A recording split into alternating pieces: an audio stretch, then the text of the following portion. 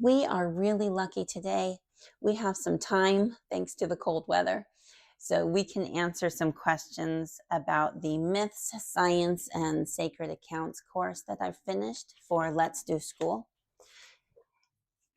Hopefully, these questions are going to make it a lot simpler when you go to choose a curriculum for your middle schooler or high schooler. These books can be used with younger ages too, or as a group setting. But I really want to address the curriculum needs because when you go to purchase history curriculum or social studies curriculum, unless you can get a hold of the books, it's really hard to choose because you don't know for sure if that's going to work for your family. You know your students best, you know what type of learning style they have. And a lot of the history and anthropology and social studies curriculums are written very similar to each other. And that will take me to my first question. I have a nice list here. What makes this history book different from the typical curriculum you see? And I used to be a public school teacher, and I know that a lot of the curriculums cover the same topics, which is good, but they were meant to answer a checklist of topics that would be on a test, or most common topics that you could bring up in a conversation or bring up in a classroom, and everybody has this centralized point or group of facts that they all can relate to. So when we look at this curriculum, it's built a lot differently. One, I am ADHD and my son is ADHD. That is just how our brains work. And I really wanted to create a curriculum that it works from that standpoint, but it also works for just about anybody because it involves so much creativity. And the biggest point I think that really differentiates this from other curriculums is that it absolutely comes from an anthropology standpoint. It comes from trying to fill out history as more an experience for humans.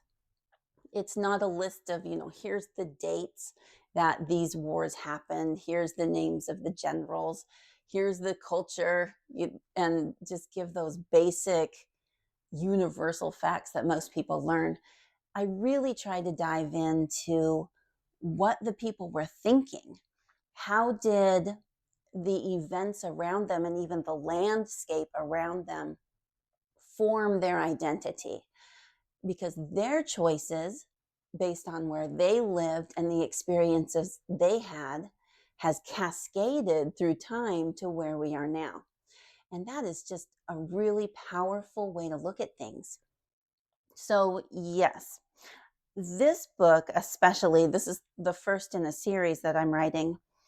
This puts stories first to give the students a fundamental understanding of how people answered those questions. Where did the world come from?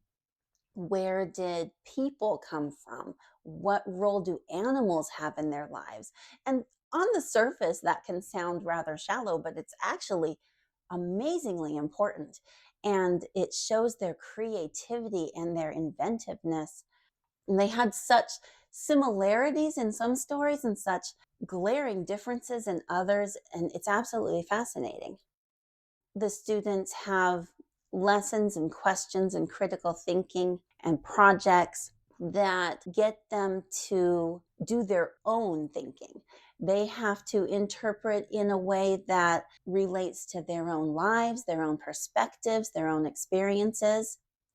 But then they also have to relate to their biases, their understandings that may not be true, their fallacies that they've learned over time that they may not even be aware of. So it focuses on how the people in history thought, but it also focuses on how your student thinks. And it's super fascinating and super integrated.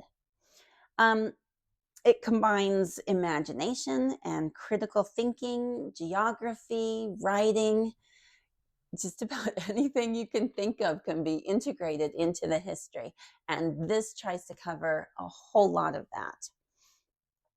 I wanted to make sure, too, that this was not that checklist style of learning.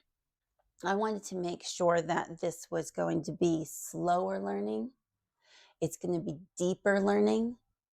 It's going to force the children or force the students to really think and draw connections between the different cultures, but also between what they've experienced and these people who lived, hundreds and thousands of years ago.